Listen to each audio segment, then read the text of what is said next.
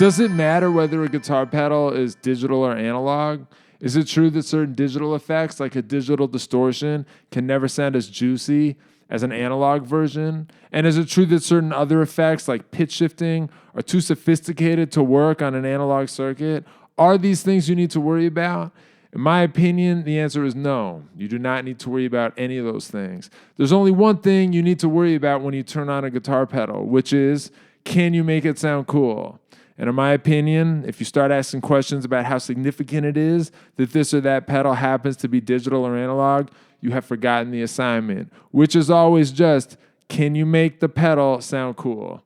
And to prove that that's the only thing that ever matters, in this video, I'm going to show you 5 examples of pedals that somehow break the conventional wisdom when it comes to digital versus analog. The first pedal I want to talk about in this video is the new Placeholder Reverb from Fairfield Circuitry. This is an all-analog pedal that was inspired by early digital reverbs. And I should say, for the purpose of this video, what I mean when I talk about a digital effect is one that converts your signal into digital audio and then does whatever it does.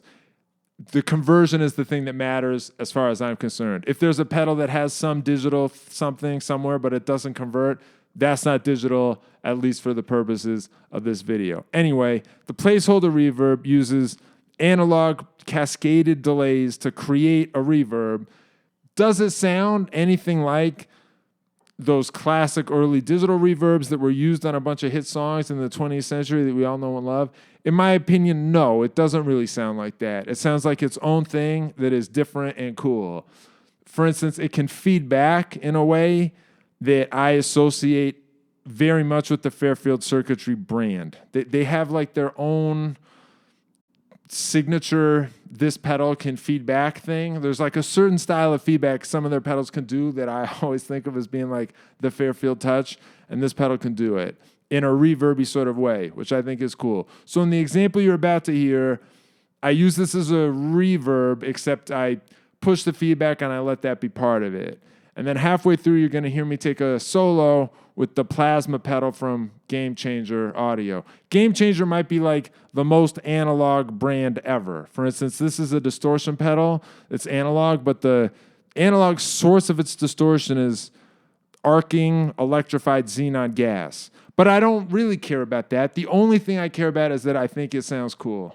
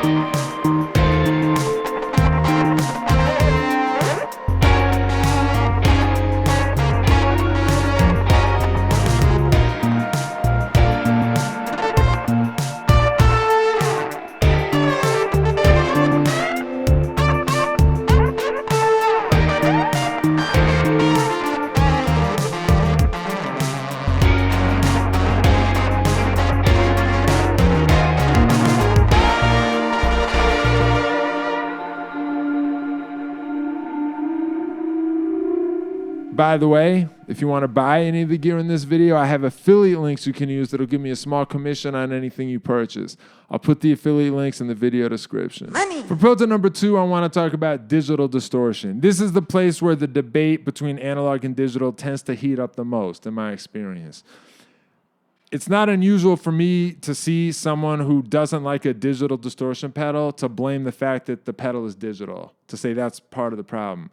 I don't see that on the analog side. Everybody has played an analog distortion pedal that they didn't like, but no one ever thinks it's significant that the distortion pedal they didn't like was analog. They just blame the design. In my opinion, that should be the same standard on the digital side.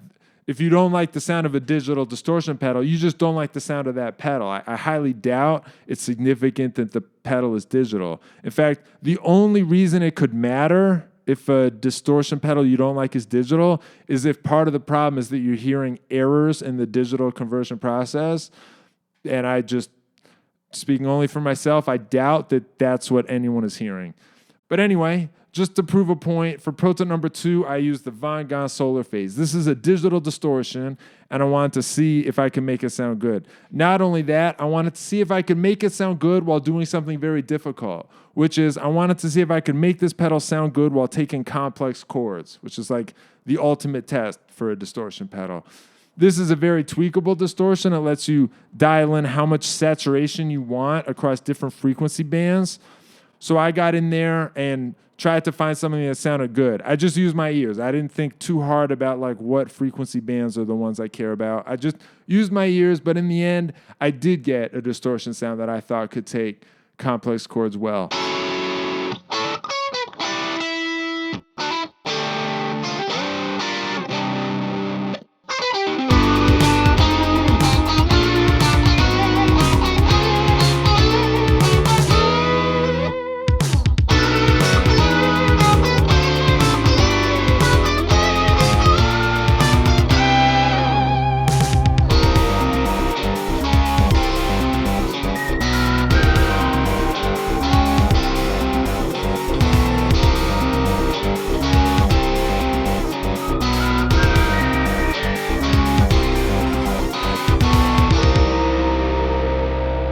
For pro tip number 3, I want to talk about bit crushing. Now, I have a whole separate video on my channel about bit crushing, and in that video, I described it as an inherently digital effect because what you're hearing is errors in the digital conversion process. This is an example where you're supposed to hear errors in the digital conversion process. The whole sound of the effect is errors.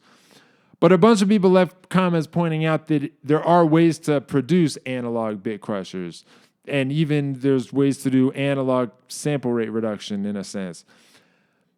And I'm glad I now have the chance to say, yes, those people who left those comments were right. I overstated the case a little bit in the other video. Because today I'm going to play the Pet Yeti from Cosmodio Instruments.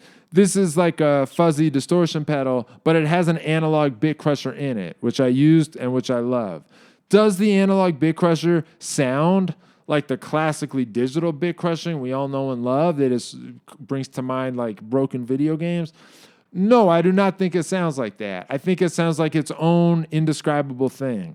But was I able to make it sound cool? In my opinion, yes, I was. What you're about to hear is me using 3 different guitar takes, all using the analog bit crusher and the Pet Yeti.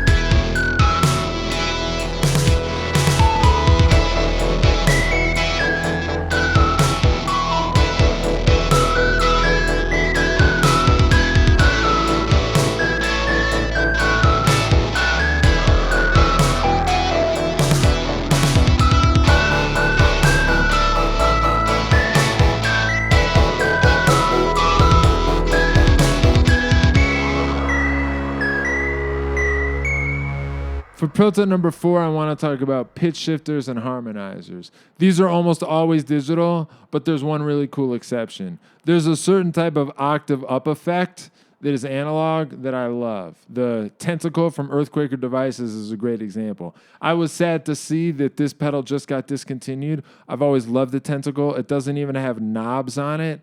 That's how you know it's serious. It's a pedal that has no knobs. It's just on or off. And it gives you an analog octave up effect that I think sounds cool. It doesn't really sound like another guitar playing an octave above you. It just sounds weird and good. The thing about it is that it puts limitations on your playing. They say that you're not supposed to play chords with it, that it sort of needs to take monophonic input in order to understand what it's getting, and that it'll track better high on the neck on lower strings. You know, those are guidelines. So in the example you're about to hear, I played the tentacle, but I forced it to take chords. And I found that if you play power chords, it can hang. And the other thing is that most of the confusion and most of the like errors are right on the onset of the note. But if you can eliminate that, what you get, it sort of works and sounds cool. So in order to eliminate the onset of my notes, I was also using the Attack Decay from Electro-Harmonix. This is what it sounds like if you use this pedal to smooth out the tentacle and force the tentacle to take polyphonic input.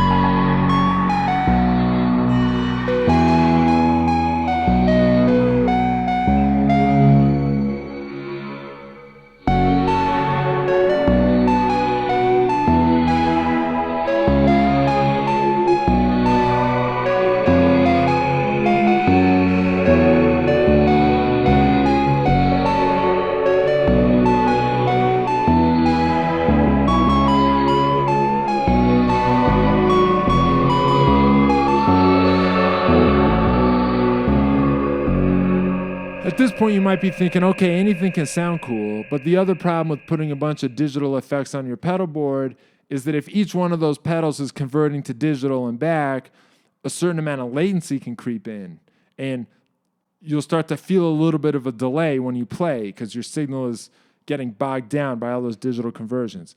I've always been a little suspicious of this. I myself have never felt any latency, no matter how many digital effects I've strung together. That doesn't mean everyone who says they're doing it is lying. I'm just saying I've never felt it. So for this video, I decided to set up an experiment. I used the Syntax Air from Alexander Pedals. This is a digital effect.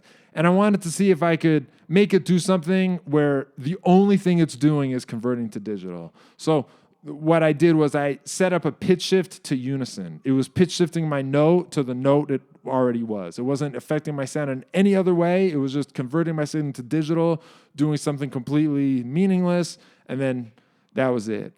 And then I took this effect and ran it in the hors d'oeuvre from Fairfield Circuitry. This is a pedal that lets you run your signal back through another pedal as many times as you want. This is a pedal that you have to plug other pedals into. So I plugged the Syntax Air into this, and then I ran my signal back through the Syntax Air innumerable times, converting and reconverting my signal to digital, but not doing anything else. This was like way, way, way more digital conversions than any pedal board with a lot of digital effects on it could ever do. Did I feel any latency? My honest answer is that I don't think so. I don't think I did, but the reason I'm unsure is that I did hear a difference. What it sounded like was this.